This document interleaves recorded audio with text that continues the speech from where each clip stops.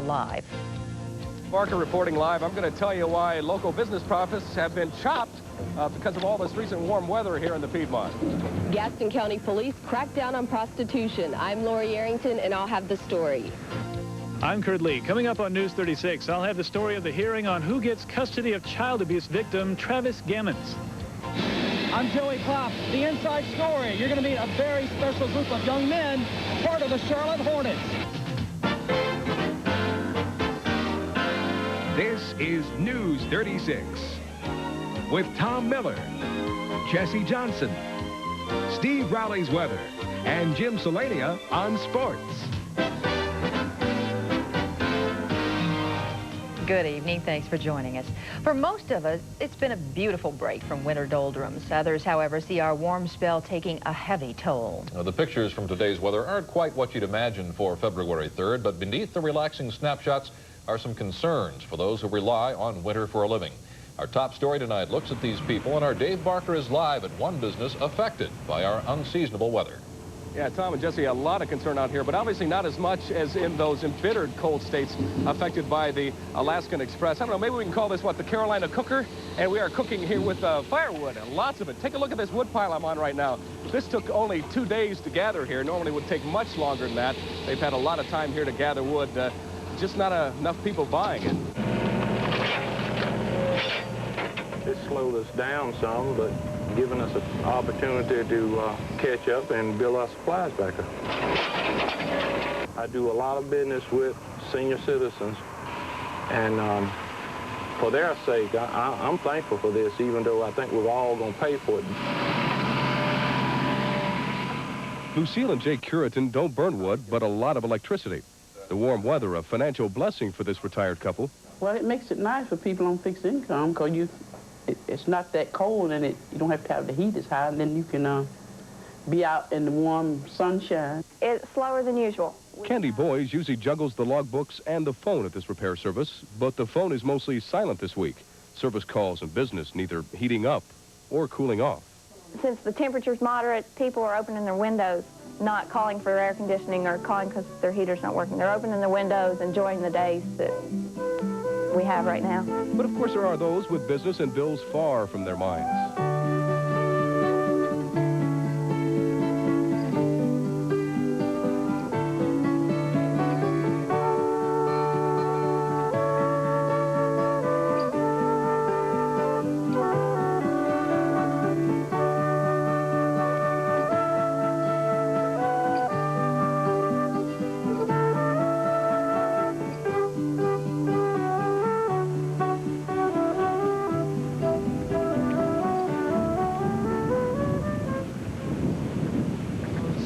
Those pictures probably won't be lasting very long. We understand a change in the weather is indeed on the way. However, these piles of wood will probably remain very high. Don't expect any piles of snow here in the next few days, but Steve Raleigh is going to tell us more about that in just a few moments. For those of you who missed it yesterday, however, there's plenty of time to talk about winter. Puxatawny Phil, of course, saw his shadow yesterday. He's, of course, a groundhog. 6 more weeks of winter. Tom and Jesse? Or so he says. We'll see about that. Well, listen, is the weather having any positive benefits for the consumers? Yeah, indeed, Jesse. Just spoke with a clothing manufacturer this morning. Said there's lots of good deals out there on winter coats right now. In fact, any winter wear. And if you need some wood, green wood, maybe stockpiling it for next year, you can buy some right now. It's a good deal. If you need your air conditioner worked on, you were a procrastinator from last fall. Excuse me, almost fell here. You can get that done now. And obviously your heater, if you need that worked on, now's a good time because in a few weeks when it gets cold, people are going to get them fixed. Dave, we understand that while couples like the Curitan, retired couples, are saving some money on fuel bills, that the roller coaster weather is also having an effect on health. Yeah, good point. In fact, they said they'd rather have the cold weather this time of year rather than the roller coaster cold and heat and cold and heat, just simply because they catch a lot more colds this time of year. Be careful up there, all righty? I want to try. Get down safely. All right. Well, just how warm did it get today? Our Steve Raleigh is outside on our weather patio right now. Steve?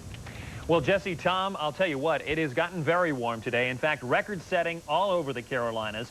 It's mild outside now. There's a good gusty wind because that's part of some changes that Dave was just talking about. Our winds are shifting. More about that in a second, but let me show you the current temperatures across the Carolinas at the hour. 78 degrees as I stand outside here. Asheville has 69. Columbia at 82. You'll see Myrtle Beach at 69 degrees. Raleigh at 80. That's, of course, after every one of those cities all had record-setting temperatures again for today. So that makes it 2 in a row for us.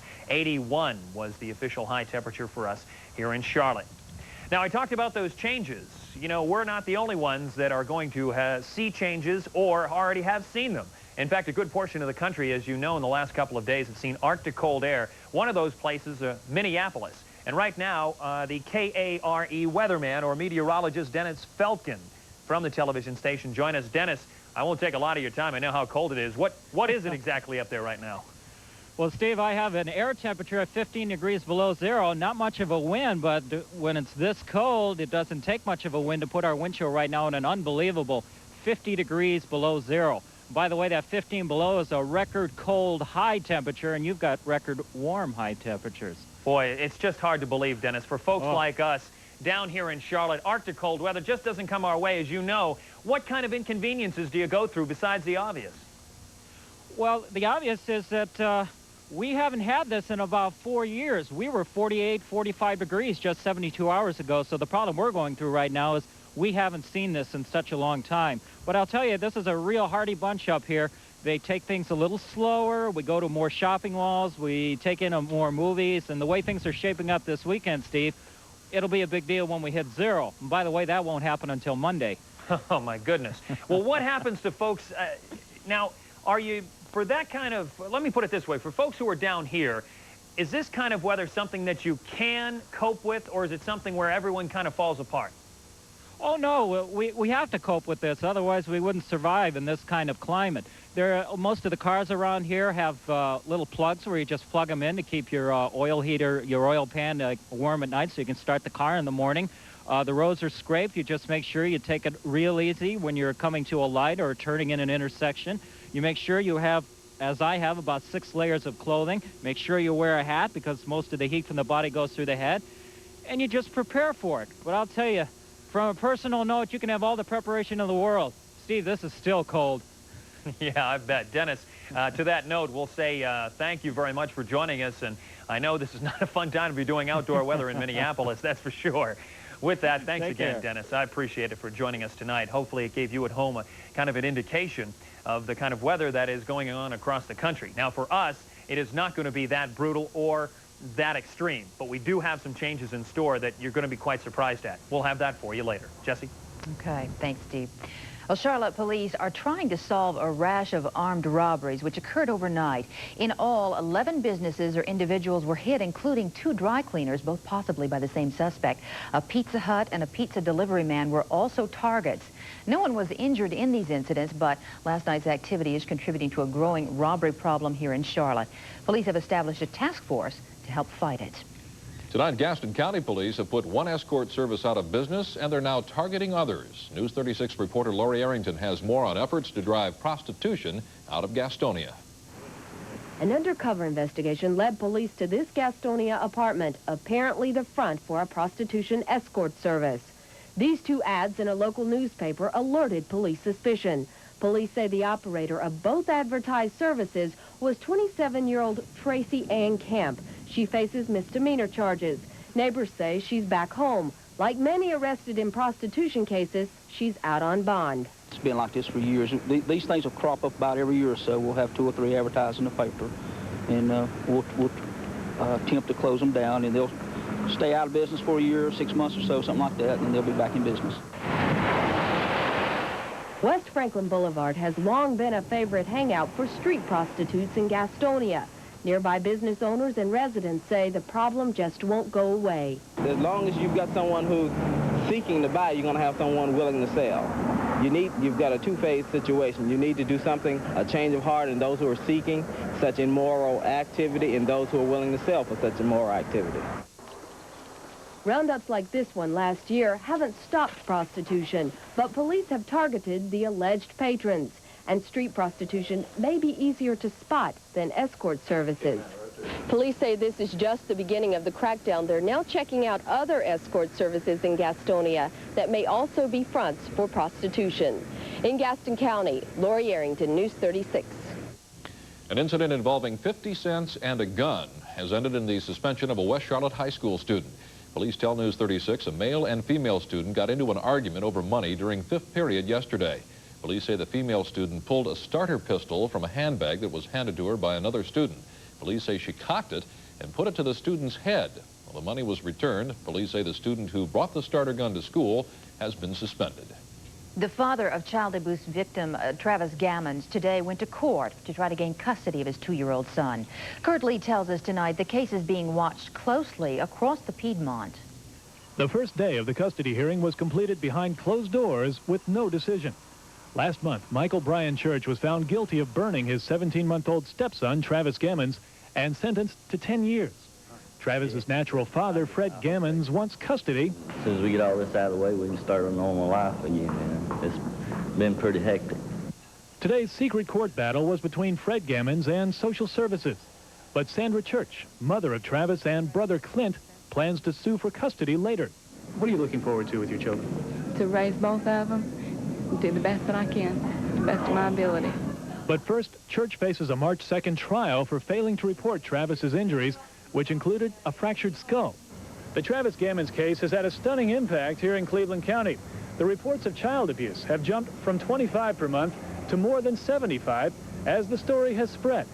The staff of 5 to handle child abuse cases was increased to 9 after complaints of slow action. Hopefully, in the long run, it will be mean that we can more thoroughly investigate whatever cases are reported. Travis's case sparked a similar jump in child abuse reports across the state. Doctors today said the youngster could be released from the hospital in less than a month. His recovery called a near miracle. Kurt Lee, News 36. And still to come, we'll take you live to the Hornets' Nest. They're having a special night for kids. And for some disadvantaged kids, the Hornets have a special program to keep them out of trouble. A fire forces 50 people out of their home. It's a tough situation because most don't speak English. I'm Mary Shalvargi, and I'll show you what Kannapolis residents are doing to help.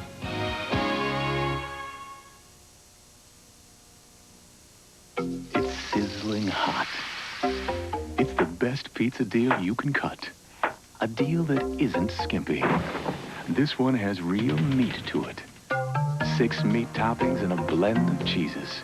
Pizza Hut's new Meat Lovers Pizza. Now get one medium for $8.99. Better yet, get a second one for just $4 more. So hurry. It's a limited time offer. Pizza Hut, making it great. Public invited to attend Century Model Home sellout of brand new model home display furniture. Free layaway, save 50%. Model home display living room suites, family rooms, and pit groups, all brand new from $188. Brand new model home bedroom sets from $188. New mattress sets from $29. Each piece sold in sets today and tomorrow only at Nationwide Warehouse, 3111 Freedom Drive near Freedom Shopping Mall. Phone now for easy directions, 392-9004. Nationwide Warehouse, Nationwide Warehouse, Nationwide Warehouse. Allen Tate is #1 in home sales, #1 in value-added services, #1 in residential specialists, #1 in home choices, #1 in marketing, #1 in experience, #1 in results. The way Allen Tate sells real estate, it's no wonder that Allen Tate is undeniably #1. Allen Tate, the leading locally owned independent realtor. We just got these glasses in only an hour at Hourglasses. I love the price. I love the styles. Oh, yes. If you have one of these, you'll love the selection. Hourglasses has thousands, including designer frames. I was impressed with the quality. He loved the in-store lab. They made bifocals to his exact prescription. Eyeglasses made in an hour? Hourglasses. Here's where to look. Look for Hourglasses in the Valley Hills Mall in Hickory. Watch your newspaper for special offer. Well, the fire that burned 50 people out of their homes in Kannapolis has prompted some good Samaritans to come to their aid. They're helping a group of temporarily homeless with a special problem. Few of them speak any English. News 36 reporter Mary Shalvargi took a look at the relief effort today. Sweaters, things that they are bringing in, and with the cold weather coming on, gee, they're going to really need some of these. Ann Holbrooks works for the real estate agency, which owns the building that went up in smoke 2 days ago. All that's left is a shell and a lot of blackened rubble. Today, Ann's away from her desk, sorting clothes, blankets, and miscellaneous donations for the people burned out of their rooms. The Wednesday afternoon fire gutted 18 apartments. They're leased by the company which employs the residents. The fire is being blamed on a faulty vent on a gas water heater. Ann Caraway is one of those who took time to drop off some things today. I feel sorry for anyone, you know, that has had this bad luck. They're going to pick those people up this afternoon and take them to the Salvation Army and get some clothes for them. While Ann coordinated clothing, Manuel, one of the residents, made livable a vacant house on the property. Property owners are making the house and some mobile homes available until Manuel and the others can find another place to live. For Sonia Jones, it's also been a busy day. I've been to social service, I've been to Red Cross and Christian Minister, and they helped me out a lot. A lot of help, and I appreciate all the help that people been giving me too. Sonia has the advantage of speaking English. I could just imagine what that would be to me if I were in their country and something like this happened. That's the only thing they understand is kindness and a smile. And that says a lot for them. But they do know how to say thank you. In Kannapolis, Mary Shalvarzian, News 36. Measles inoculations were given to some Lincoln County school children today. Students who attend Love Memorial Elementary and Krause Elementary had to be immunized because of a suspected measles case in their area. State health officials say the epidemic continues to spread, shots still being given. Rowan and Cabarrus counties are still under limited quarantines tonight. 14 North Carolina counties now have confirmed measles cases. 34 other counties have suspected cases. Orange County joins that list today with one suspected case of measles. The flu is also spreading throughout the Carolinas. The health department in North Carolina says the number of cases is way up tonight, but they can detect no path or direction that the viruses are traveling. Influenza can be serious for the elderly or those with other medical problems. The flu season usually runs through March. The South Carolina doctor has had his license lifted by the state medical board. Dr. H. Allen Matthews, Jr. will no longer be able to practice in the state. Officials determined he had been using antibiotics on patients for unauthorized experiments. In his medical report tonight, Dr. Red Duke takes a look at cerebral palsy, as he explains that is an umbrella term for a group of neurological problems that affects movement. You know, everyone is familiar with the term cerebral palsy. The problem is a lot of conditions are mistakenly confused with cerebral palsy that are not. Cerebral palsy is characterized primarily by abnormal movements of the muscles of some part of the body. Many of the patients with cerebral palsy will have increased tone. We call this spasticity. And these patients normally become symptomatic in the first year of life. Other patients with what is called chorioathetoid cerebral palsy, in which there is jerking movements or writhing movements, this becomes apparent in the second year of life. These abnormal movements are caused by some type of injury somewhere in the developing brain of a child, especially during pregnancy, occasionally during delivery or in the first year of life. Because cerebral palsy is caused by an injury, the symptoms are not going to progress.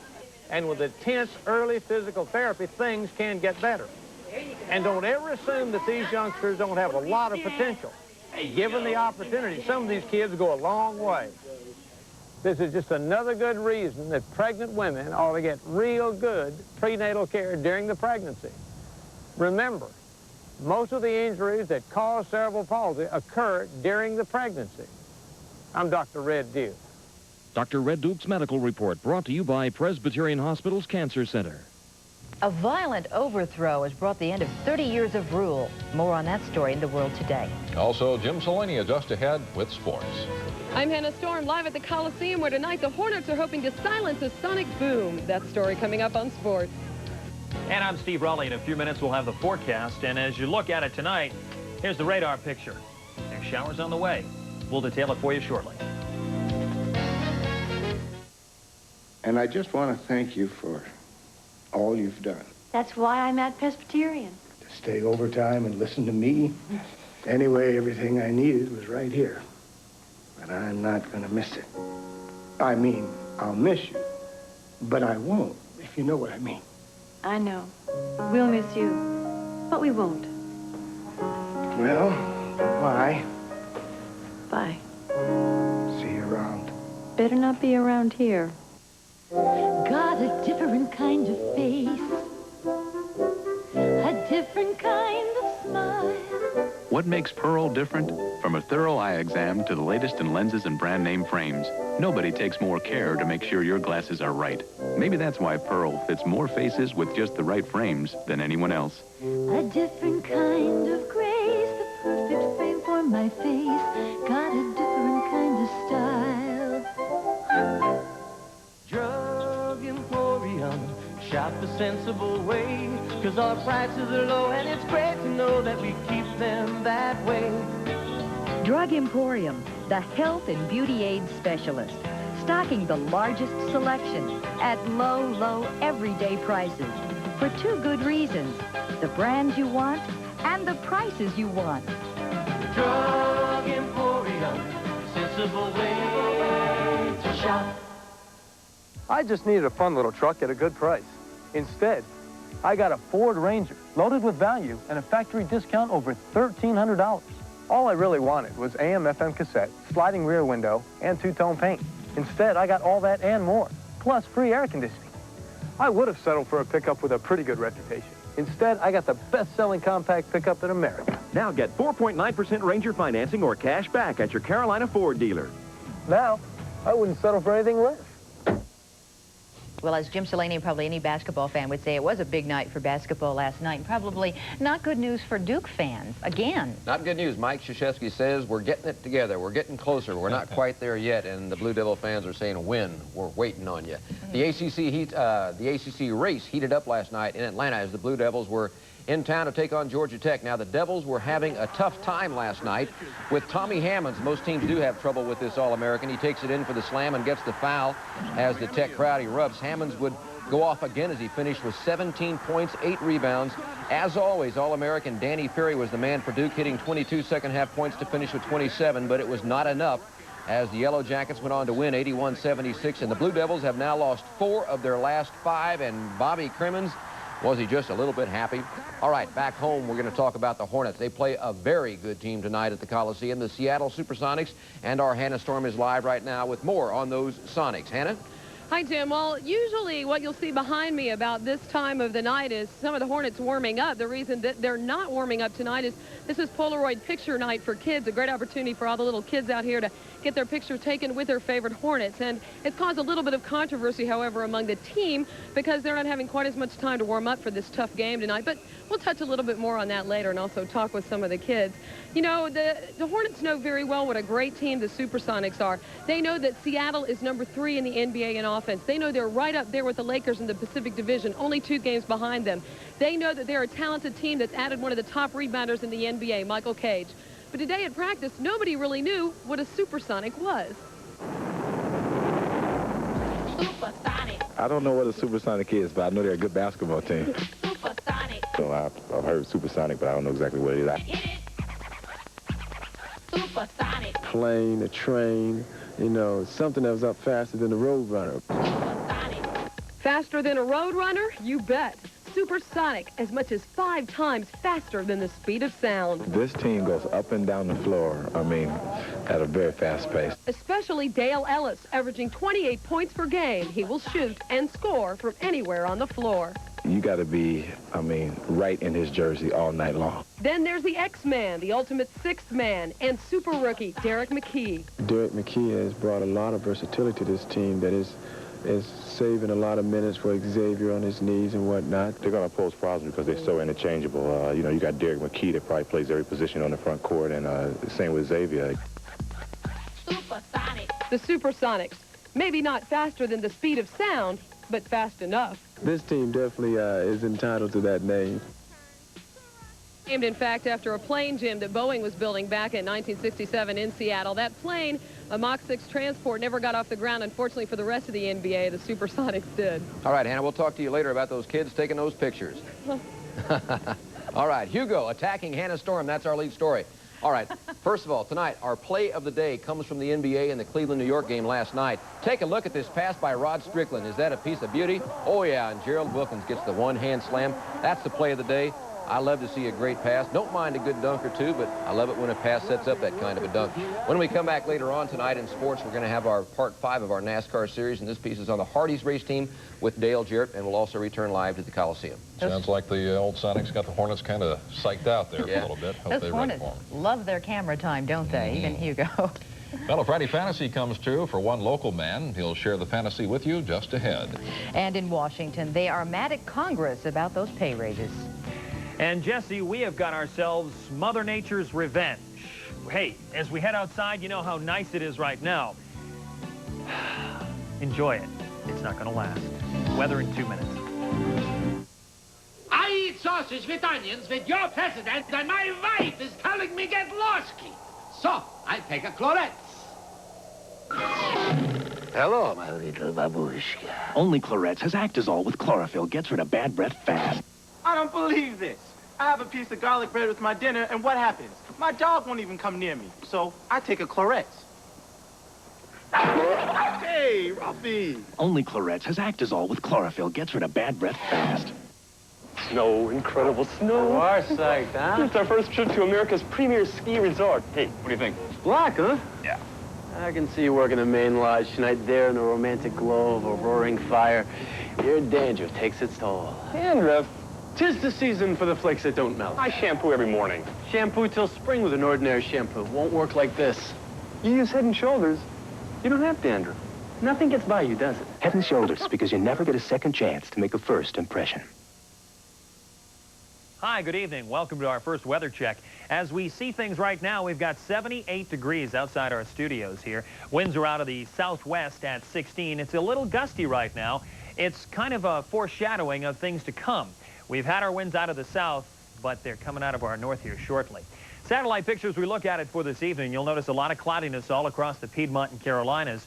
I think it's still a little clear around the Grand Strand down, the Georgia coast or so, but look at all this cloudiness. A lot of this is snow, then we get into some rain, and then it starts to clear out as you move back into the west, but still light cloudiness all over the middle of the nation. And I'm going to show you national radar tonight because I think it'll really define what's going on. There's a solid line of showers that are just out to our west. In fact, you folks at the foothills that normally watch us, I guess I don't have to tell you, you've got rain for tonight. For the rest of us, it's just hours away. Here's that line I'm talking about, sitting right about on the mountains, Asheville, into the foothills, and then it widens out. It's a good strip. It's about 100 miles wide, so we're going to start to see some rain continuing. And by my hair, you'll see that we've got some windy conditions out here as well. It's gusted up to about 35 miles an hour here. Now, for tomorrow, that's the big change. Look at the frontal system. It's sitting right down past us. And that means we're going to open the door to cold, high pressure that's up here in the middle of the nation. And by cold, high pressure, I mean temperatures are going to drop some 30 degrees to almost 40 degrees in what we had for today. We had 81 degrees as a high. We won't get out of the 40s coming up in tomorrow. So here's the forecast then. For tonight, showers, 45 degrees coming up at 11 o'clock. It looks like if you're heading out, you're going to need the umbrella no matter where you're going. Overcast for tomorrow morning, about 47 degrees. And there's the sunrise at 7:20. Now, during the day tomorrow, I expect some more rain and the temperature high of just 49 degrees, but the temperature is going to be falling during the day. It'll be warmer in the morning. It'll actually be colder in the afternoon.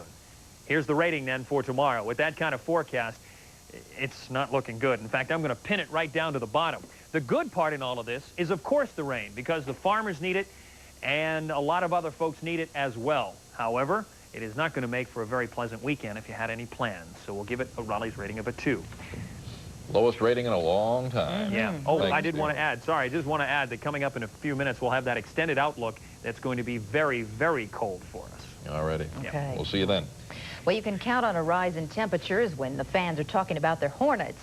The NBA team has brought a new excitement to this area. The Hornets have also provided something very special for a group of young people who are perhaps less fortunate than most of us. They are the ball boys and girls, and our inside story tonight is about how the Hornets have taken these kids under their wings. Joey Pop joins us live. Thanks, Tom and Jesse. You know, the youngsters that you see wiping up the floor, handing out the towels, giving out the water, they are indeed a special group of young people. But they've earned their right to be here because they need an extra boost in life.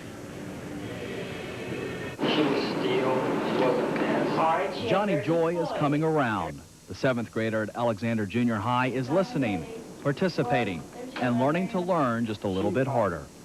She messed up her VODs. She didn't know the VODs that she was on. Teachers see a big change in the youngster, so do his classmates. What's the big secret? It's the Charlotte Hornets, a team he's proud to be a part of. It's a big responsibility because you have to do stuff for the team, and you might mess up, and they might not like it, and you might get off being a ball boy. It's no mistake how Johnny and the 15 other youngsters were handpicked. And every one of them, come from the type of background where we like to get them into a positive environment, let them develop some leadership skills, and just develop with the team.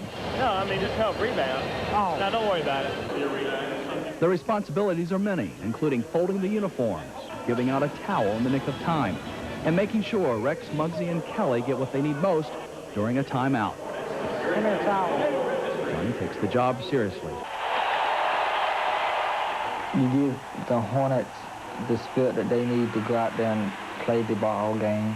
Root them on, help them get their confidence up to win. And to win means more than just a game here. It also means winning in the game of life. I think John saw this as an outlet. And I think this helped John to move from that very shy person to that very open person that I see now. He was below average, and now he's above average. I'm very proud of him. All 16 youngsters are showing improvement in their schoolwork. It's part of the deal in order to stay on the team. I've always felt that all of us were born equal human beings, and some of us might have a little bit more get up and go. And if a person is motivated, they can do above average ability and have above average results if they're given a little push and a little love and understanding along the way. And that's what we try to do. And the biggest compliment Johnny and the others can get is a pat on the back from the Hornets themselves. It's a wonderful ideal, that came up to give those guys the opportunity to do this, to be here, and I'm quite sure they're happy about, being a part of this. I think we're just as happy as to have them here, and, knowing that they're doing well in school and, with the problems that we have, in the inner cities and the neighborhoods now, giving some kids opportunity, us helping one or two of them to come along is, is really saying something. For Johnny, he knows the past 5 months have been a turning point in his life. I think I'll still be in school, taking low grades, and hold my head down. But instead, he holds his head high, knowing he's a winner. It makes me walk down the hall proud and stuff. With your head up? Yeah. I think you can tell that Johnny indeed is a very special person, a good kid. Hard to believe that just a year ago he was identified as a potential school dropout, and his life has turned around. George Shin takes this project with great pride. That is an incredible story. We look forward to hearing from you a little bit later in this newscast, Joey. Great. Great program. Thank you, Joey. Across the Carolinas today, despite having to possibly close its Canton mill. That is our top story of Charlotte. Investigators still on the scene. An Alice driver is dead tonight. He was shot while driving his truck north of Rockingham this morning. News 36 reporter Joey Pop tells us police still have no motive for the drive-by shooting. It happened around 8 o'clock this morning, 5 miles north of Rockingham on Highway 220. Police don't know the reason, but say 58-year-old Joe Robert Moore was hit in the upper back from a gunshot wound. Police believe his assailant drove up beside the cab and opened fire. Moore was able to pull the 18-wheeler truck over to a safe stop, but he later died. A passing motorist had observed the truck pulled off, partially off into the medium, and the trailer onto still on Highway 220. Stopped to assist the driver. Thought possibly it may have gotten sick and discovered the situation. And this afternoon, family members were brought to the Richmond County Sheriff's Department as investigators started to probe why such a senseless crime would happen.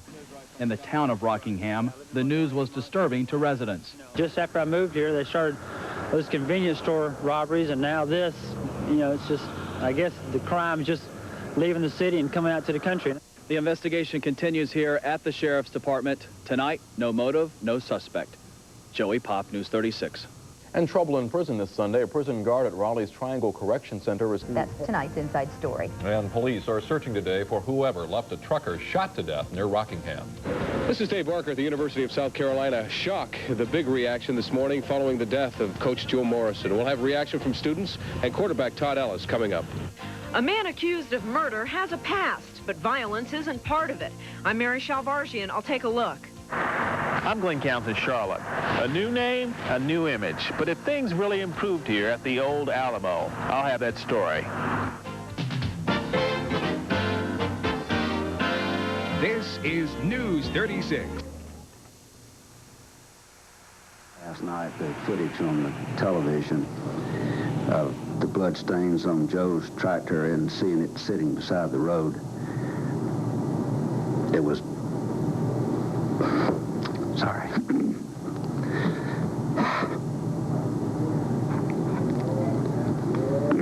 We lost a friend. We lost a good man. Co-workers describe Moore as quiet and sensitive. His death has brought much grief to rural Hall, North Carolina. Meanwhile, investigators in Rockingham say they have discovered no new clues in connection with his death.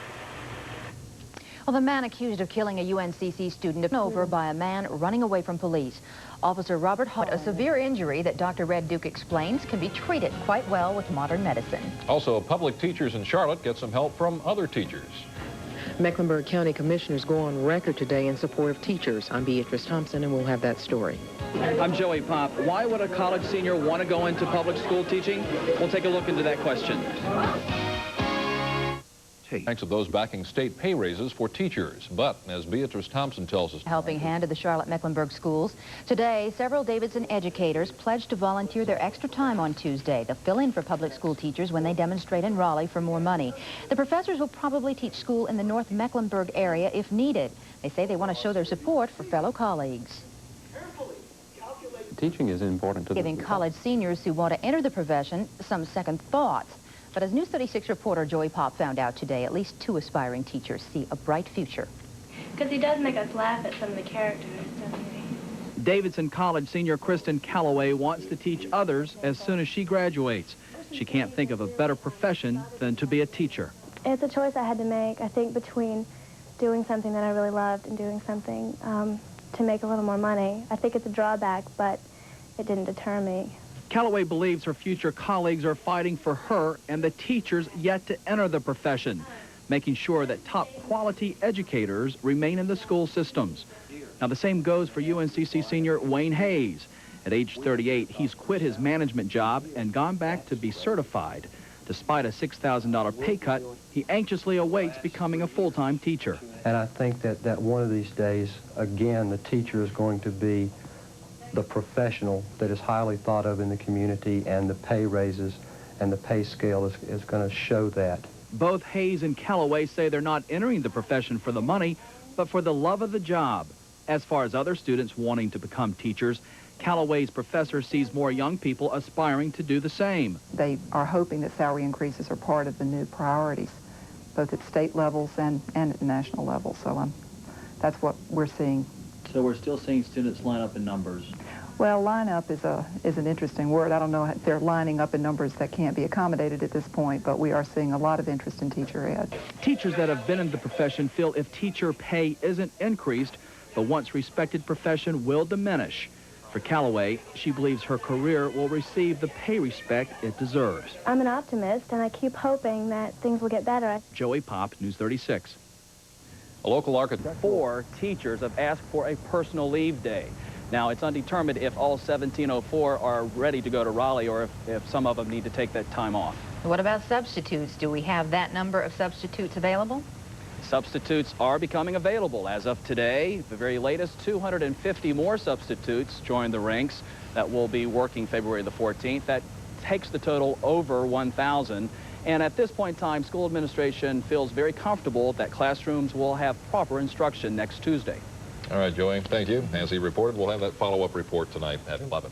And it's back to the drawing board for Congress members who would like a raise. The House of Representatives overwhelming. Thursday on LA Law. Ahead on News 36, an explosion in North Charlotte today has left one man severely injured. Teachers are rallying again, this time with new support. And there is new support for Cabarrus County Athletics as that quarantine is lifted. Jim has highlights of the Hornets game in Chicago. Steve, the forecast. This is News 36. Good evening, and thanks for joining us. In the news, with a long measles quarantine finally over, high schools in 2 Piedmont counties are back to business as usual. That is our top story tonight after health officials in both Rowan and Cabarrus counties dropped the restrictions that had virtually halted basketball and wrestling matches for several area athletic programs. Our Rick Jackson, critical and unstable condition tonight after a gas tank he was working on exploded. Investigators say David Morrison is being remembered as a quiet, determined leader who was able to listen better than he received a helping hand from the federal government today. The government passed the test tonight as Mr. Bush's designate for defense secretary. The FBI has in search of higher pay are gaining some support from parents. Our Inside Story looks at the issue next. I'm Joey Pop. The Inside Story tonight, you will meet parents against low salaries. They support a teacher pay increase. In just a couple of minutes, we'll have the forecast for you, which it's going to be cold. We'll have the full details. I paid a little more to stay in this. A really bad burn on a day like this. Polo isn't 50 or more from Polo Fragrance. At participating Belk stores. Well, it's an issue that's been going on for some time, and now the parents are getting into the act. They are showing their support for Charlotte-Mecklenburg teachers ready to lobby for more money. Tonight, parents of Hickory Grove Elementary School wore the green their sons and daughters' teachers have worn for the past 2 weeks. They want to go on record and push for higher teacher pay. Our Joey Pop was at tonight's meeting. He's in our newsroom now with the Inside Story. Well, Tom and Jesse, these parents call themselves PALS, Parents Against Low Salaries. It's just a movement that's getting off the ground. Petitions are going around, and pamphlets too, urging parents to show their support as teachers cry out for more money. Parents Against Low Salaries are speaking up. Some will go to Raleigh next Tuesday with their sons and daughters' teachers. I've taken the day off from work, and I'm driving 7 of them up to Raleigh. Others will stay back and substitute teach, like Judy Adams, who's a certified teacher. I'm already committed. We've already talked about it, and I'll be here, definitely. If I weren't here, I'd be in Raleigh. The PALS group is just what teachers have been hoping for. Today, more than 200 teachers rallied at Marshall Park, urging for the community's backing as they prepare to march on Raleigh. We want our parents to support us. We want the school board to support us. And we want you to support us. They waved the green, symbolizing the pay raises they say have been frozen for 9 years from their pocketbooks. They got support today from county commissioners, school board members, and their boss. This society has the audacity to say education is the top priority and then say no pay raise for teachers this year because there's not enough money. And you have tried this year and in previous years to say one by one, listen to it. Well, now they'll be heard in numbers, and with 1 week to go, it appears that Charlotte-Mecklenburg teachers are getting the support that they need before they rally in Raleigh. Joy, back to tonight's meeting. What's the consensus among parents if granting the teachers the higher pay means higher taxes? Well, they're 100% in favor of a tax hike if it means a better education for their children. Well, as you said, it is a week away, and that's enough time, I guess, for some of the other schools to get these PALS chapters going. Does it look like that's going to happen? Well, that's what Hickory Grove Elementary would like to see happen. They would like to see lots of petitions being signed by parents of Charlotte-Mecklenburg. By the way, these petitions will go with teachers next Tuesday. All righty, Joy. Thank you. Well, the Hornets faced a big rematch tonight coming up. North Carolina. A report issued today contains some shocking news. And who's watching the kids? Our Inside Story tonight with some important information for you and your children just ahead on News 36. I'm Kurt Lee. I'll have a live report from the Coliseum where the NCAA Final Four tournament could be coming. I'm Joey Pop. Teacher substitutes. The supply may outweigh the demand. I'll have an update. The wheels start turning again at Heritage USA, or do they? I'm Mary Shalvarji, and I'll have a report on the retreat's still uncertain future. This is News 36. Joining us, the Final Four tournament. College basketball season finale is one step closer. Well, bringing in the Final Four games can mean a great deal for a city as New Orleans. Well, it won't be costing Charlotte-Mecklenburg schools 1 penny next Tuesday when more than 1,700 substitute teachers go to work. Their pay will come from the teachers who plan to head to Raleigh. Well, News 36 reporter Joey Pop has our update on how the recruitment for subs is going.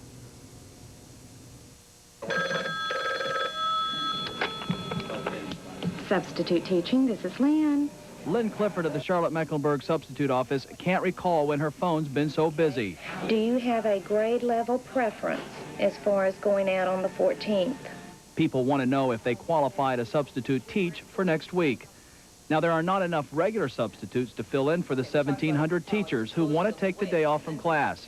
And that's why school officials have declared anyone eligible who has a 4-year college degree. There is a process and there is a 6-hour mandated course by the state.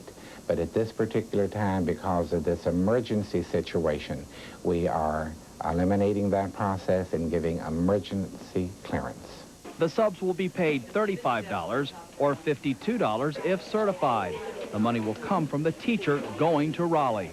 The money that will pay substitutes is actually coming out of the teacher's pay because teachers are allowed 2 personal leave days a year, cumulative up to 5, with deduction of salary for the substitute teacher.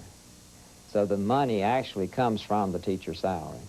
Judy Adams, organizer for PALS, Parents Against Low Salaries, will offer her teaching skills next Tuesday. I'm already committed. We've already talked about it, and I'll be here, definitely. Hundreds more like Adams are wanting to jump on the bandwagon, too, showing their support for local teachers. Up until this afternoon, West Charlotte High School was one of the schools having trouble finding enough subs. But now it's a different story. 71 have committed for next Tuesday. And school administrators hope that other schools will soon have the same progress report. Joey Pop, News 36. The attorney will have an exclusive report. And our teachers want more money, but how much will it cost us, the taxpayer? I'm Kurt Lee. Coming up, I'll have a live report. A robber remains on the loose in Charlotte, and businesses are locking their doors. I'm Beatrice Thompson, and we'll tell you about the fire that wasn't at the Uptown Homeless Shelter and some of the violations that turned up when firefighters showed up. This is Dave Barker in Pineville. The KKK's coming through here and also in Matthews on Sunday, giving out these green pieces of paper. I'll tell you what it's all about. Himself defending another of his plans. He's called an education summit for Monday, but he insists he's not using it to duck political heat. I'm not trying to shift any blame or pressure or anything else onto anyone. I am asking for help. Martin says the summit, which is scheduled one day before teachers plan to demonstrate in Raleigh, will give him one more opportunity to better explain his teacher's salary plan. Well, the average teacher in North Carolina makes just under $24,000 a year. Charlotte-Mecklenburg teachers are pushing for a 10% increase. Our Joey Pop reports on what that would mean for you and your tax bill. Okay, I'm going to start here with... Since Governor Jim Martin announced no pay raise until next year, area teachers have been in an uproar. Teachers want a 10% increase now. Paul Zinton from the State Budget Office told News 36 that the average taxpayer spends about $500 a year for teacher salaries and benefits. If teachers are going to get a 10% increase, and if it means a tax hike, 50 more bucks can be tacked on. We asked taxpayers today if they're in favor of it. I've got grandchildren coming up, going to school, so I would definitely be in favor of it. More money came out of my pocket to build a new Coliseum. Why not pay the teacher? Their income is much, much more than mine already. And they don't work no 12 hours, 12 months a year. If it means better education for her, then I think that it's worth it. No, no way. I mean, I don't make any money now as it is.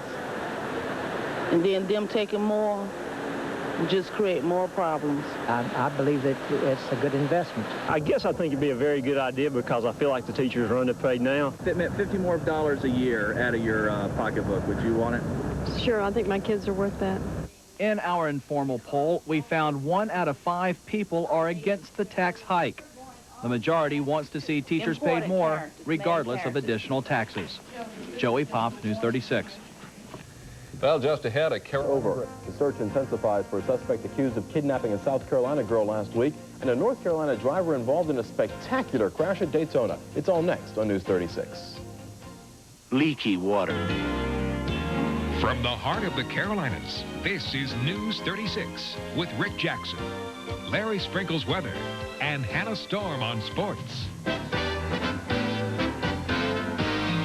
Good evening. Thanks for joining us. Charlotte Transit drivers say they are flex begins tomorrow as well, but there was no mention of that during Sunday worship services held at Heritage USA today. The new owner, Canadian businessman Stephen Murnick, was in town last week to begin preparation. His company will co-manage that facility with the PTL trustee until the sale becomes final. Now, during that time, Heritage Ministries will try to negotiate a sale of the church to the congregation. We've lost the assets. We want to buy them back. If we're not wanted here, there will be a place for us somewhere. Do you feel confident that you will stay here in this church? Very confident. Mr. Murnick has never given us any other indication, any other signal, but that he wants to work together with us. Johnson doesn't see any significant change until Murnick fully takes over, but church members say their congregation will survive even if they have to move. The local body of Christ is an independent body from the assets of PTL. If he would take over the assets and say that we have to move, then as a body, like any other church, if they could not meet in their facilities, have to move on to another facility. Representatives of Stephen Murnick begin work tomorrow morning. Elsewhere in the Carolinas, there is some question tonight on whether the North Carolina State University trustees violated the open meetings law yesterday. During a meeting on endowments, the trustees approved a resolution supports addiction. It's so tough, both physical psychologists, and mental health experts are trying to help our children understand the complexities of life before they learn in a more damaging fashion. This is Safe Kids Week, and as part of that, the Mecklenburg is a growing threat to children in Mecklenburg County. The social today looking for new members, but instead they were met by protest. News 36 reporter Joey Pop followed the march today from Pineville to Matthews. Oh, no. It just shows, you know, your true colors, you know what I'm saying? There were a few words exchanged, but nothing more, as a couple dozen Ku Klux Klan members met some opposition in Matthews today. Down with you! As the Klan rallied, wanting a segregated America, members of the North Carolina Network Against Fascism voiced their opinions. We don't agree with what they believe in. And just racism and just pure hate tactics towards anybody that isn't, you know, of a so-called superior race of white people. Earlier in the day, the Klan marched downtown Pineville. In both towns, security was heavy. County police videotaped the events for their record. K, K, K! Their message was heard by both black and white. Everybody had a right to freedom. That's right. So they had what they wanted to say. Well, we got to say what we want to say. This is right what they're saying about it. So you support their thoughts? Yeah. Why? Because black and white shouldn't be together, be married and all. Klan demonstrations are not new to our area. Both towns have been visited by the Christian Knights within the past 18 months. These Klan rallies are expected to continue for the next several weeks. Next weekend, they say they'll be in Athens, Ohio. The following weekend, Lincolnton, North Carolina. Joey Pop, News 36, Matthews. Still ahead tonight, a change in the calendar to report that was being celebrated. In tonight's Inside Story, we'll learn how the Hornets can make some really big money in big league butts. This is Dave Barker live uptown. Got some good news to tell you about in the mass transit strike that's looming over Charlotte, but also some bad, both coming up. When it comes to contingency plans, is there one for the riders of these buses or just for the buses? I'm Beatrice Thompson, and we'll tell you which gets first preference. I'm Joey Pop. It's the eve of March on Raleigh. I'll have a preview. Heritage USA's new owner moves in. I'm Mary Shalvarzian. I'll take a look at a quiet first day. This is covering that session and bring you the latest tonight at 11. Well, the governor is changing his tune, apparently. Today, Jim Martin says he will submit a revised budget, one that calls for a 4.5% pay increase for teachers. Now the General Assembly will study that proposal. This morning in Charlotte, the local Mecklenburg delegation heard a pitch for more money from the school board. Some of the 8-member delegations say they hope for at least a 5.8% pay raise. We are going to have to give the teachers and state employees a raise. And I have proposed that we just simply not do away with the basic education or the career ladder, but we just delay it for 1 year, and that would bring in some money for the teachers and state employees. Some say a tax hike may be the only answer since the budget appears to be tight with other state commitments. From the standpoint of cutting, the cutting is just about over. So where will the money come from for the increase? The increase will have to come from taxes, and that means that we probably will have to look at some form of a tax increase, and the question is where and how much. And today's meeting comes one day before 1,700 Charlotte-Mecklenburg teachers march on Raleigh. News 36 reporter Joey Pop has our preview. On page 260, what you're going to do is work on your map workshop. Today it was Vilma Leak teaching her sociology class. Tomorrow it will be Vilma Leak spearheading the rally in Raleigh, expecting to draw at least 4,000 teachers from across the state. All systems are go. We are hoping for at least 1,800 or 1,900 teachers from this area. We are hoping that when we get to Raleigh that we will find at least 3,000 to 4,000 teachers strong, standing, waiting for our arrival, so that we can begin to move from the fairgrounds in Raleigh to go to the legislative building and to talk with our legislators. And I will be going in to have a conference with the governor with 2 other persons. Leak is one of 72 teachers from Independence High to be replaced by a substitute. But other teachers like Carolyn Gear will remain in the classroom. I feel like we will be well represented in Raleigh. I think that, you know, an overkill would be too many. I don't think that, I think plenty of teachers are going. I think that some need to stay. Students we talked with say they support their teacher's pay request, and to show it, they'll be in the classroom tomorrow despite a rumor that a handful will walk out. Everybody should come and be a part, whether the teacher's not going to be here or not, because I feel that they have worked hard, and I think they do deserve a raise. And a day when hundreds of substitutes take control, students say they'll show respect. By being a senior, I think I am a role model for the underclassmen that's here, so I'm going to set that example and give them the utmost respect. I think even more respect than I would regular teachers.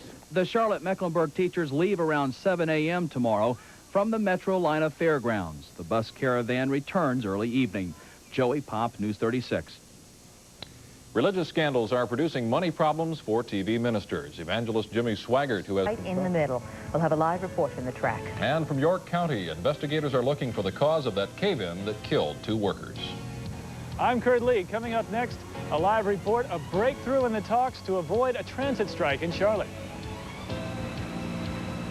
This is Dave Barker in Raleigh. Well, today's a big day for the teachers of North Carolina. Thousands and thousands, as you can see, rally here in the state's capital. We'll have the report coming up. There was more than reading, writing, and arithmetic going on in the classrooms today. I'm Beatrice Thompson, and we'll tell you how the substitutes and the students reacted to the situation. Higher pay to the governor. In our top story tonight, reporters... Well, while the demonstration unfolded in the Capitol, substitutes filled in here at home. It was an unusual day for both students and the substitutes in the Charlotte-Mecklenburg schools. Beatrice Thompson has the story. A different atmosphere in the classroom today, and now you'll hear some of the sights and sounds from the substitutes and the students. And the students are trying to do the best they can to help the teachers because they know what they're going through. Marcia Ziegler. There she is. Step around here. I'd be willing to put up with most of the substitutes because that we know that we're here supporting the teachers because I believe that they do deserve a raise. So. What time will these start? 7:10? I wouldn't be a teacher, but because I see what they go through, so they deserve a raise. Would you even consider being a teacher? No, my mom was, but I wouldn't be. All right, when I point to the table, would you line up for lunch? Push your chair up, please. I think we're losing a lot of good teachers because they know that they're not going to get paid a lot, so they go to better paying jobs and stuff. And so what we do with our local dollars is buy 9 more teachers, 9 more science teachers to match the one that the state has given us. And that's why locally we put so much money back into the school system. And if they don't get higher pay, then all the good teachers are going to leave. Well, I think it's going to be a more eventful day for these substitutes, especially the parent ones. I support the teachers. I hope they get their pay because I think they're getting gypped. Do you think the scale ought to be unfrozen? Hey, raise your hand if you agree. I think that's unanimous. Beatrice Thompson, News 36. One of the many substitute teachers today was our own reporter, Joey Pop. He filled in today at the J.T. Williams Junior High School. He was assigned to mathematics, and our camera found him working with some students on computers. For many of the subs today, it was a chance to find out just what classroom teaching is all about. And right now, Joey is live at the Metrolina Fairgrounds, where the teachers are expected to be returning from Raleigh. Joey, what was it like in school today? First of all, Tom and Jesse, let me let you know that teachers are rolling up as we speak. The buses are coming in, and we will update their arrival in just a few minutes. Let me let you know that as being a substitute teacher, I taught today. I was given a full agenda I had 5 periods of classes. I taught algebra, I taught general math. Math wasn't one of my best subjects in school. I have great appreciation for these teachers. I must tell you that these students gave their respect to subs today, including myself. Joey, they promised a day of quality education today while the rally was going on down in the Capitol. Did the students get that? Was there any babysitting going on by subs? I didn't see babysitting at all. I think we were too busy, and those substitutes were given that respect. I think what happened is that these teachers told their students yesterday, something we also previewed, that, hey, look, we're going for a purpose and help us out, give us that support. I must tell you that I was given the respect, and I was able to teach today, and I think they were able to learn something from me. Well, I'm curious, and I don't know, because you were so busy, if you had a chance to check this out, but were there an unusual number of absences, perhaps, because of the events that were going on? At my school today at J.T. Williams, I think I had 2 students that were out. You know, the flu's been going around, so we heard rumor that there might have been some walkout. Students might have protested, may not have even come to school today because of their students being out. I didn't see it. All right, Joey, sounds like he prefers reporting to teaching. We'll have to see. Well, while the teachers fight for more money, rather than... Takes that budget message to South Carolina. In Charlotte, the buses are still rolling despite that threatened strike. We'll explain why. It's controversial. It's called pupil reassignment. I'm Joey Pop. I'll have the latest. The rally in Raleigh is over. The teachers are back in the classroom, but their concerns about pay raises continue. I'm Beatrice Thompson. Will tell you what happened today. President Bush makes his first stop in South Carolina. He uses it as an example. I'm Mary Shalvarzian. I'll tell you what he said. This is News 36. Thanks for joining us. Some Charlotte-Mecklenburg parents are in an uproar today. Families are just now learning that their children may have to change schools next year. It's called pupil reassignment, and every year around this time, parents hold their breaths, hoping their children will not be switched to a different school. In today's top story, reporter Joey Pop explains that the reassignments are an effort to ease overcrowding and maintain racial balance. Well, Tom and Jesse, 1,345 students could be reassigned with this new proposal, a proposal that was presented to school board last night. The reason why parents are upset, they don't believe that this school bus should assure a racial balance. Second grader Brooke Schroeder is one of 60 students from Matthews Elementary School that could be forced to pick up and move. What would you like to see happen? Me stay at Matthews. To maintain racial balance and ease overcrowding, Brooke could be bused to McKee Elementary next year. The following year, she would attend Billingsville since McKee will offer only kindergarten through 3rd grade. So in just 3 years, she'll attend 3 different schools. Her mom says Brooke's bus ride will more than double from 30 minutes to more than an hour one way. Which means my husband travels and he goes to Statesville, and my child will be riding the bus as long as it takes my husband to go to Statesville. And to me, that is ridiculous, that all this information as far as, you know, it's not the bus ride, it's the end of the bus ride. If the child is exhausted at the end of the bus ride, it doesn't matter what kind of quality education they get if they can't use it. It's a different story at Chantilly Elementary. Every student there this year could be at one of 3 different schools next year, all in an effort to start up midway schools, a plan that could bring in whites and blacks but eliminate any local neighborhood students from attending. It means that the Chantilly Neighborhood Association, the children that go to Chantilly right now, would not be allowed to go to that school. They'd be bused to Oakhurst and McKee and to Billingsville. And brand new populations of black and white children would be going to that school. And I would be totally against anything like that. Richard says this kind of pupil assignment has been used by Charlotte-Mecklenburg since 1970. It's a good example of why she wants the school system to change policy and let students attend the schools of their choice.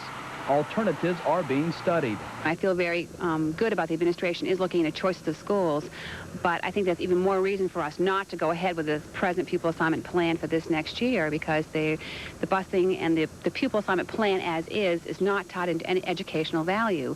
And I think we need to decide that we want results from our transportation system and not just numbers. Well, as you can see, Tom and Jesse, this is very controversial. We'll probably be hearing about this for several more weeks. As you say, Joey, Jan Richards and parents like Bonnie Schroeder are concerned. Exactly when will parents have their say on this reassignment issue?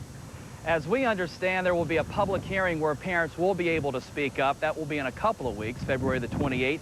And then the school board is expected to vote either to approve or disapprove this proposal. come March 14th. Joey, you spoke of alternatives. Can you tell us a little bit more about how those alternatives and the study into them is going? We were given some information today off the record that school board members are looking at some alternatives, that an announcement may be made in the next several days, so we'll just have to wait and see. But this could affect any type of pupil reassignment in the future. Maybe not as early as next year, but in the future down the road. All right, Joey. Of course, News 36 will follow the hearing and the vote. Well, teachers wanting a pay raise. Tonight's Inside Story, some postal workers say your mail is not arriving on time. We'll find out why. I'm Kurt Lee. People are arming themselves in Charlotte against the skyrocketing robbery rate, and police say those people don't know the risks they're taking. I'm Glenn Counts at the Mecklenburg County Courthouse, where the jury has finally gotten to see what the Cinema Blue obscenity trial is all about. I'm Joey Pop. A missing teenager from Union County shows up alive and well. I'll have the story. This is News 36. Of guns on the job. As News 36 first reported last night, Mayor Sue Myrick is moving ahead with her efforts to get Charlotte to join Los Angeles in banning have identified a man who was struck and killed by a tractor-trailer rig near uptown Charlotte last night. Against the Cinema Blue Theater were summed up on 2 videotapes today. What started out as one family's nightmare ended happily today. A Union County teenager called home to say she's fine after being gone for 48 hours. News 36 reporter Joey Pop tells us tonight her mentally handicapped condition had police and family concerned. 18-year-old Deborah King did not realize her absence meant so much to her family.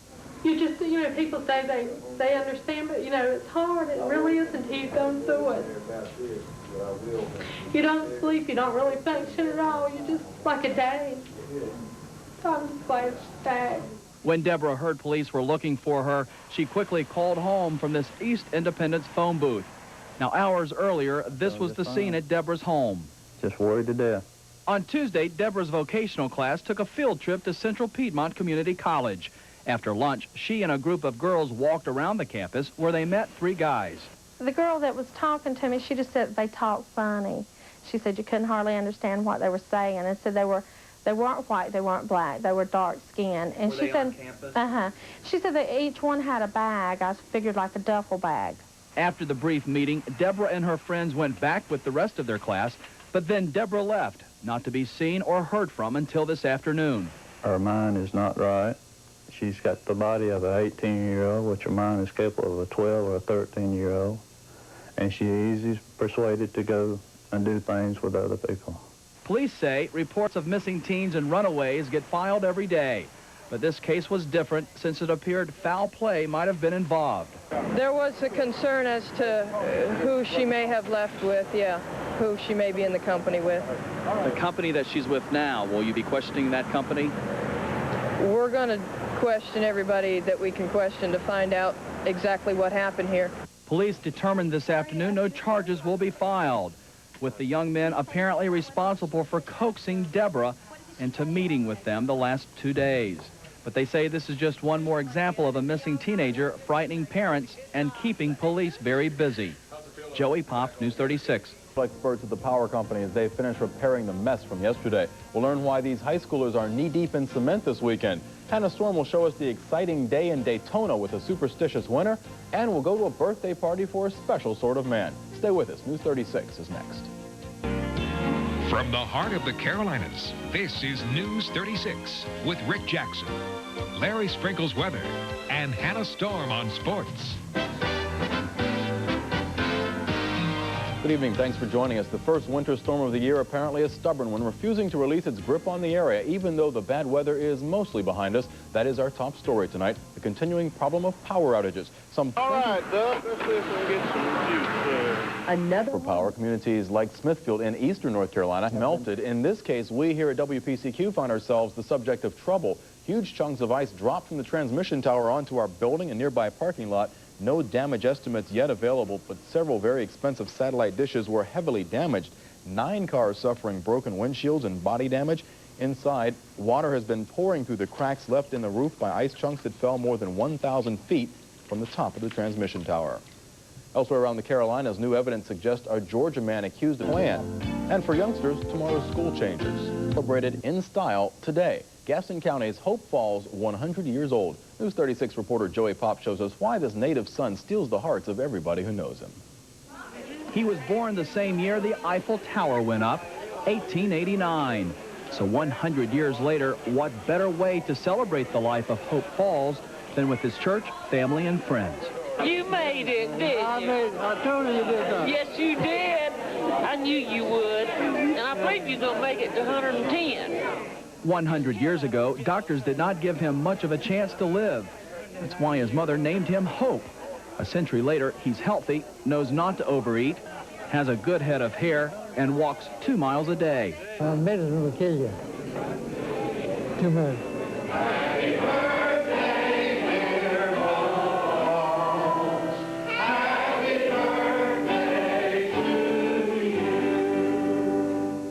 I do what it tells me to do and forget my mind oftentimes, but generally works out best. So you live by your heart? Yeah, I live by my heart. To know him is to love him. He is one of the most lovable men I've ever known. He's the only 100-year-old man I've ever known. And he really represents half the history of this church. That's right. That's right. He's been a member here, I think, 86 years. When I see how spry he is and how much he enjoys being with people and coming to church and being with his family, it really makes me wish that I could be like him when I get to be as old as he is and grow up. Hope Falls has lived his entire life right here in Gaston County. In fact, the home he lives in today is the house he was born in. Today, Hope Falls, we're here to honor you, pay tribute to your 100 years of life. Young and old alike came from miles around to celebrate Hope Falls Day, but he says he'll be around for some time. His secret, don't let your temper get the best of you. Keep proper coordination between your emotions and your thoughts. Don't let your emotions run away with you, but keep them under control, and you'll live. In Gaston County, Joey Pop, News 36. And happy birthday from News 36. Even older than Mr. Falls. Good luck. Can I wish you good luck? Congratulations. And Officer Burrell. Charged with sexual assault. And a News 36 investigation into good lines, bad checks. After a grueling weekend, Duke Power workers take care of some odds and ends. I'm Mary Shalvarshian. I'll have a report. I'm Joey Pop. I have some interesting results of Charlotte Mecklenburg SAT test scores. This is News 36. Traffic deaths have been blamed on icy roads. Fallout problem's not over for us. In fact, the weather is producing a whole new set of problems for us right here at today's 36.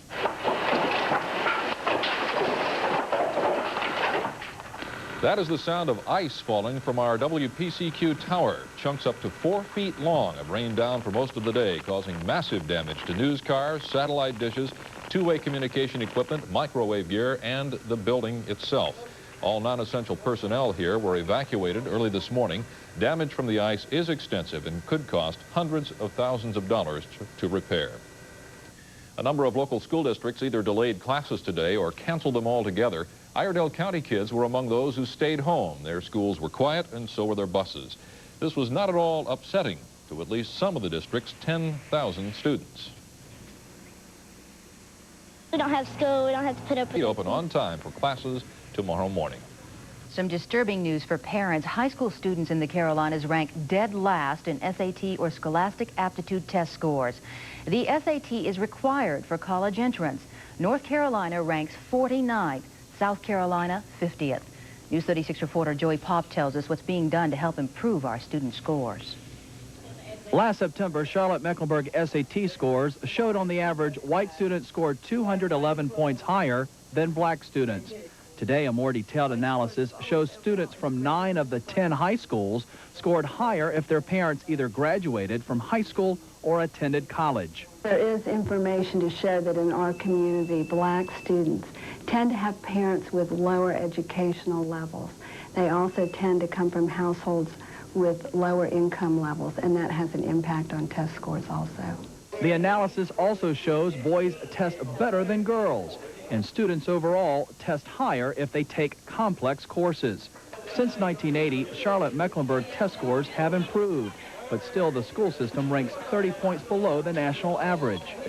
Even though North Carolina ranks 49th nationwide, about 20% more students take the test here than in other states.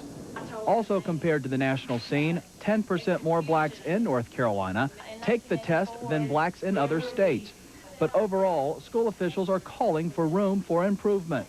We're offering classes after school. We're offering more help as far as taking the SAT, maybe telling them to take it 3, 4, 5 times if they have to. As we analyze that information relative to income of parents and educational background of parents, gives us some idea too of a composite picture of the neighborhood and reinforces what the type of youngster we're working with so that we can look at our day-to-day coursework. Students who took the test say, as far as what my peers think about it, I think a lot of them think it's unfair, but I personally think it's a good way of showing. If you apply yourself, you can do what you want to do. That's what I feel. That's the bottom line. Yeah. Joey Pop, News 36. Myers, ice has melted, but rains and strong winds have swept through the Carolinas. Tornadoes and damage have been reported. Today's storm wreaks havoc at an Anson County elementary school. I'm Mary Shalvarshi, and I'll show you the damage. I'm Kurt Lee. Coming up on News 36, tornadoes hit the Carolinas. That story next. I'm Joey Pop. The damage from the ice storm continues to be assessed. I'll have the story. This is News 30. High winds sweep across both Carolinas. Tornadoes and damage to homes and buildings reported in their wake. One of the areas hardest hit. Reported tornado outbreak today was in Chesterfield County, South Carolina. Kurt Lee tells us a twister apparently Harnett County. A construction worker is dead as a result of this storm. The sheriff tells News 36 that the incident happened in Lillington. No details are available other than the worker was on top of a house when the storm roared through Harnett County this afternoon. Near Benson, several mobile homes were overturned by twisters. They were completely demolished. The tornadoes tore a path of damage through this rural area, leaving only a few buildings standing. One woman says she saw things flying through the air after her trailer was torn apart. It was so dark and the wind blowing so hard I couldn't see the trailer. And then when it blowed on over and I looked up, I thought, well, that's the barn. And I said, it can't be the barn, it's too far over. And that's when I realized it was their house. Well, in another part of the county, at least one roof was torn off and trees were uprooted. Other than the one death, though, there were only minor injuries in Harnett County. Well, the high winds that did so much damage in Harnett County left a path of downed trees and overturned mobile homes through the heart of the state. Reporter Ben Saltz spent the day in Moore County, where today's storm created some injury conditions there, rain falling and so forth. We appreciate your report. Thank you. Thank you, Tom.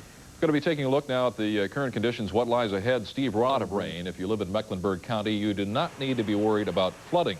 Officials at the county's Emergency Preparedness Office say creeks and streams are able to handle this rainfall we're getting. Officials say the only possible trouble spots are Little Sugar Creek and Sugar Creek in Pineville. But they add rainfall is projected to be far short of the amount needed to cause a problem. The folks in our area are still being haunted by the ice storm from this past weekend. News 36 reporter Joey Pop shows us the damage is being assessed and repaired. A work week is flying by for these auto glass repairmen. Ice storm, to me, really wasn't that bad compared to a lot of them, but it sure did a lot of damage. In just 2 days, folks have dropped off their cars by the dozens to get windshields fixed. Ice damage alone, I would say 16, 17 jobs alone yesterday at this particular branch. Dollar figure? About $4,000. Other locations report the same brisk business, as do insurance adjustment offices. We are seeing that there is a slight increase in claims that are weather-related, some in the auto department as well as some in our fire company homeowners-related claims. The damage is still being tallied. Insurance companies don't know yet the total costs. Duke Power is also trying to determine what the bottom line will be for repair costs. According to Duke, 15,000 folks were left out in the dark. Tonight, all power is restored. Perhaps some of the worst damage in our area was right here at News 36. Estimations at this point, just under $300,000 worth of damage. Ice collected on the tower, hit the building and cars in the surrounding parking lot. Joey Pop, News 36. And straight The Hornets will have a close look at the cheerleader who has a following almost as big as the team's. And for homeowners, car buyers, even beer drinkers, your wallets and pocketbooks are being threatened.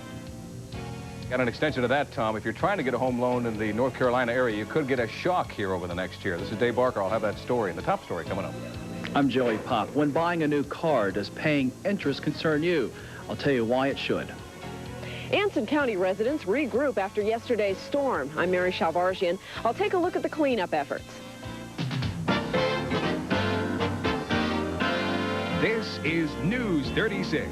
Rates to those worried just about paying for a house at all. You may want to buy a house, but you don't have the money for the down payment. Your parents don't either, and you don't qualify for a government loan program. You're fighting down payment desperation, but there is another option. One more thing you should understand, equity sharing works best in areas of home price inflation, so the investor can get the best return. Well, if the news about interest rates isn't bad enough, here's something else that'll hit you in the pocketbook. Consumer prices rose last month at their fastest pace in a year. Food prices, the major reason why. The government says that higher prices for poultry, fish, eggs, and gasoline are responsible. Food prices rose nearly 1% last month compared to 0.3% in December. Well, if these interest rates go up, it could also affect car loans. At least one major financing company is increasing a rate 0.5 point this month. News 36 reporter Joey Pop has our story. Town and Country Ford sold more cars last year than any other Ford dealer nationwide. This month alone, they're averaging 30 car sales a day. I think the low financing has brought out a lot of people. Maybe the fact that because rates are on the way up, that now's a good time to buy, so that might have brought in some of that extra business. Somewhere around $11,000. Now, I'm not sure. Today, Meredith Little decided now was the time to buy her new car before interest rates have a chance to sneak up on her. But this time, she'll finance a 4-year contract as opposed to a 5-year deal. I bought an EXP from up here that was $10,000, and on 18%, by the time I got done paying for it, it would have cost me $23,000, and when I was finished driving it, I might have gotten $4,000 for it.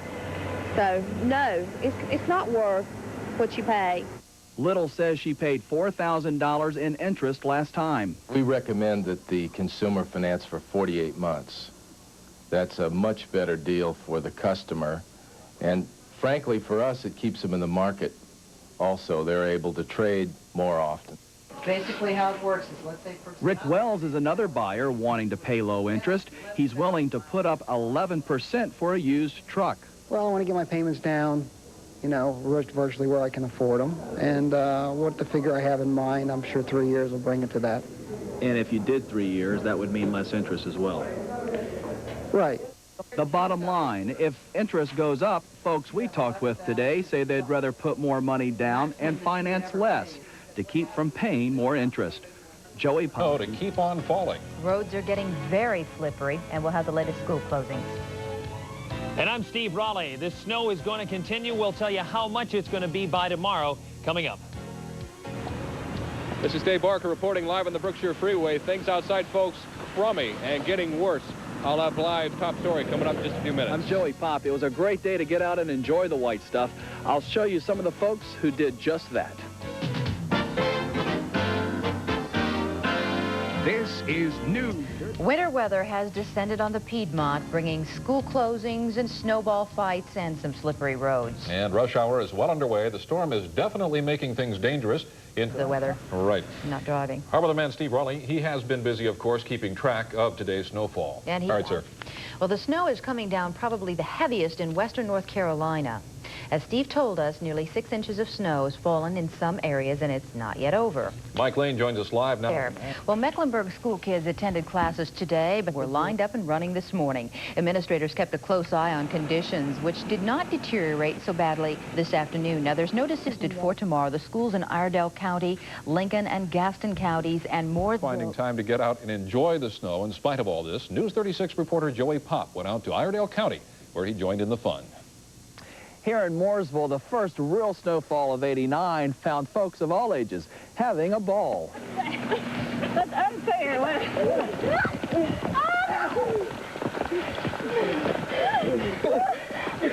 The break from school meant preparing for a good old snowball fight. What are you doing? Waiting for it. For what reason? Snowball fight. And just because he's on the clock, that doesn't mean mailman Bobby Lowe can't have a good time, too. I always said everybody's in except mailman and the dogs. The dogs got sense enough getting the dog out. Downtown Mooresville merchants also enjoyed the winter surprise. It meant a boost in sales, from snow shovels, sleds, to cozy boots. For teacher Carol Willie, this morning meant picking up necessities in order to get the most out of Old Man Winter's wonderland. I think the next 2 days is going to be a lot of snow. I'm excited. My kids are excited. What do you think of this? I like it. I mean, I like snow a lot. Every time. Carol and her children are keeping their fingers crossed, hoping the white stuff sticks around at least one more day in order to assure another day off. I've recently brought you news reports of what health departments in our area are doing to ward off the further spread of red measles. Now, public health officials want young people under 31 years old to pay close attention to this matter. If you were immunized before 12 months of age or got the shot before 1968, you may need to be re-immunized. Public health departments provide these vaccinations, so if you have any questions or concerns, call your doctor or the nearest public health department in your county. Everyone loves the Charlotte Hornets, and there's only one bad thing about the Hornets. Weather and Hannah Storm on sports. Good evening. Thanks for joining us. A new chapter is being written tonight in the Cinema Blue obscenity case, and this may mean investigators will have more work to do. That is our top story tonight. It all begins at the store. As employees between North Carolina and the President, fire broke out in the library today. We'll have the latest from Cullowhee. And in sports, a tough day for the leaders in the ACC. Damage to report after a fire in the media center at Western Carolina University today, but Jackson County officials tell us tonight it could have been a lot worse. The fire destroyed the center, including movies, tapes, compact disc, and visual equipment, but due to fireproof steel walls, the flames did not destroy any of the more than 1 million books in the library section of that building. Yet even before the 9 fire departments finished dousing the flames, the chancellor said, look ahead. Probably we'll be able to continue the library operation, and it shouldn't affect the research. Fire spokesman say an alarm system designed to alert security to media center fires never sounded. The State Bureau of Investigation already is looking into that failure. There is no estimate on either damages or an actual cause. Firefighters here in Charlotte had their hands full today, too, but as News 36 reporter Joey Pop shows us, it was all make-believe in preparation for the real thing. Watch out, you got holes in the floor. You see it? Probably clear. Clear.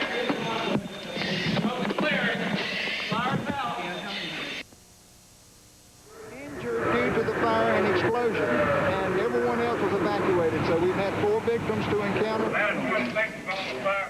6 stations in southeast Charlotte were called to the 7-story building near South Park early this morning. This training drill keeps them experienced in handling high-rise fires. Everything was here except for the smoke and fire. Sometimes you have to really hunt to find the victims. A simulated fire is the same turnout gear, the same protective clothing, breathing apparatus, a line that is not charged, but it's the same conditions. And just like the real thing, these firefighters encountered problems. But you lost track of where people were. I don't know what we're having radio problems or not, but need you to check and give me a report on the fire floor. The other problems was just the actual movement of all this equipment up through stairwells and elevators and so forth and so on. This is something that we don't get to do every day. 4 hours later, the drill is over, but not the fear of an encounter with the towering inferno. Extremely great affair. That's, you know, you're up 40 floors, you can't just run to the window and get your breath. It has to be systematic, has to be worked. Everybody has to work together like a team like they've never worked before. This training doesn't stop here. Within a week, these stations will get together, roundtable discussion, and critique the work that they did today. Joey Pop, News 36. Good to remember how good they on several fronts. Also in today's Inside Story, if you live in an all-adult apartment, there are some changes just ahead. We'll explain. I'm Glenn Counts in Charlotte. The Cinema Blue Theater. Is it closed for good? I'll have the story. You know, stopping the sale of that very hardcore pornography at Cinema Blue may force it to surface somewhere else. This is Dave Barker. I'll have the story coming up. I'm Joey Pop. Karen Graham and the anti-abortionists are released from jail today. I'll have an update. This is News. Seized over the weekend. Was nearly complete late this afternoon. Testimony could begin tomorrow. Messick with Activists jailed over the weekend have been released today. News 36 reporter Joey Pop tells us tonight that their fight is continuing. But the critical question is their real purpose. This afternoon, Karen Graham and 9 others left the Mecklenburg County Jail. They each spent 3 days behind bars. They were arrested during Saturday's anti-abortion protest, all charged with second-degree trespassing. It's well worth it. If I have to go to jail to save babies, I'll go to jail to save babies. This morning, the 10 appeared before a district court judge asking for their bonds to be reduced. That wish was granted.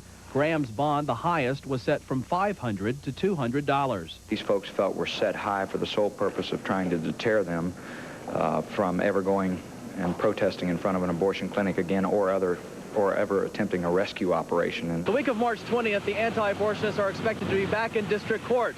If found guilty, they face up to 30 days in prison for second-degree trespassing. Now, they also have another date in court. That's April the 10th. That's for Superior Court. They're trying to appeal that earlier conviction. Critics say the so-called rescue missions serve no purpose, especially since the group has succeeded in taking the issue to the court system. Now, you know, Karen Graham spends the weekend in jail, as if that does something to prevent abortions. I don't understand it. I don't know what it does. And I wonder if the television cameras stopped coming and if the newspaper reporters stopped coming, if they wouldn't stop coming as well. The district attorney's office says prosecutions will continue as long as the group continues to be arrested. Joey Pop, News 36. Police in March 130 East Moore Street, Mooresville. Mooresville, 664-1909.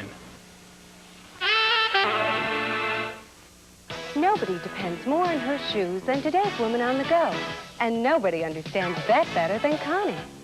That's why they've come up with a terrific line of comfortable shoes called Commuters. Commuters are stylish, soft, flexible, and comfortable. They feature knit-fit linings, foam insoles, and super flexible bottoms. Comfort that looks great. Connie's Commuters.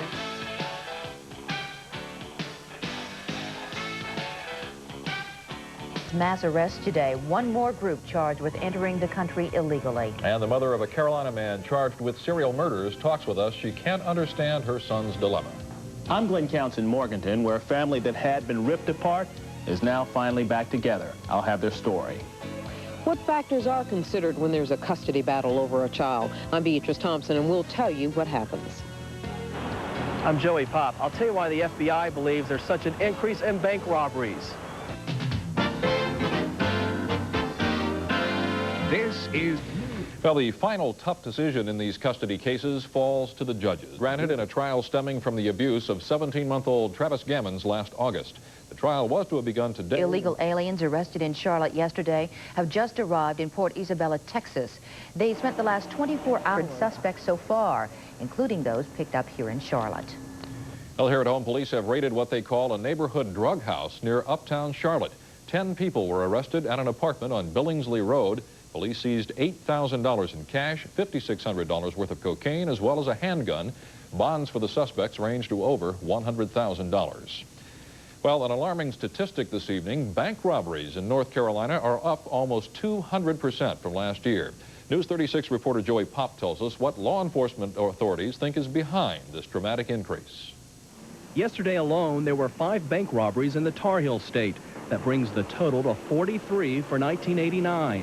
Last year, the same time, there were only 12. 2 of those happened in Charlotte. The suspect left this Home Federal Savings branch near Cotswold Mall before taking any money. But it was a different story at this First Union branch at Quail Corners. The manager was approached with a 4-page letter demanding money. Of course, there were a million thoughts at once sort of going through my head as it happened. But the main thing was fear for the employees, for customers, and for myself. The robber is still at large with less than $10,000. The FBI says they have some leads, but until an arrest is made, this type of robbery increase indicates we're not winning the war against drugs. Individuals that are out on the street that have drug problems will go into some form of crime in order to pay for their drug habit. It's like a live bomb. You don't know exactly what to do, and it's, like I said, rational thought or going through step-by-step process and thinking doesn't work. Even though the bank robberies may be on the rise, the FBI says that crime doesn't pay in this respect, that between 77 and 85% of all bank robberies are eventually solved in North Carolina. Joey Pop, News 36.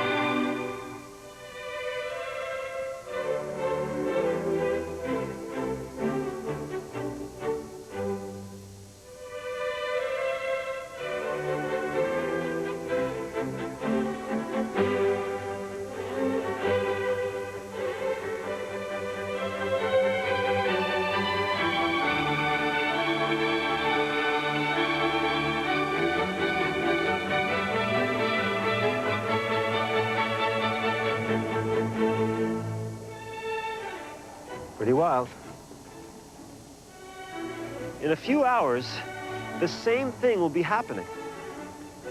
To that building behind me. The only difference is I'll be inside, locked in a safe, trying to escape. This is a sheet of polished stainless steel. It's 1 inch thick. It'll play a very important part in what we're about to do. I'll have 2 minutes and 30 seconds to free myself from a safe inside the building and get to this X that we're placing on the steel plate. From inside the building to this X before the building blows up. Now, to blow up, or maybe I should say blow down a building, takes incredible precision and preparation. We've spent the past few weeks watching what it takes. That's the White House Hotel in Charlotte, North Carolina. Built in 1924, this 13-story structure had such famous visitors as Franklin Roosevelt and Elvis Presley until it was closed in 1973. Recently, Hester Properties stepped in to create the new Carillon development. They contracted D.H. Griffin Wrecking along with the Loiseau family, who owned CDI of Phoenix, Maryland, the renowned demolition company. After careful planning, the delicate job of cutting and notching the beams begins to create places for the explosives and to control which way the building will fall. Next, hundreds of pounds of explosives are strategically placed and wired for detonation. We return now to David. It's early morning. We're inside the building, which is completely wired with explosives. This safe was provided by the First Security Safe Company. The walls are 4 inches thick. We've installed a remote control camera so that you at home and the people outside can keep an eye on the safe at all times. How you doing? The committee outside is checking once again to make sure that the steel plate is solid.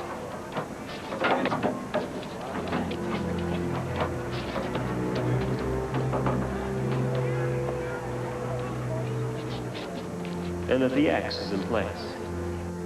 This timer controls the detonation of the explosives. It'll count down 2 minutes and 30 seconds, and then, you know what?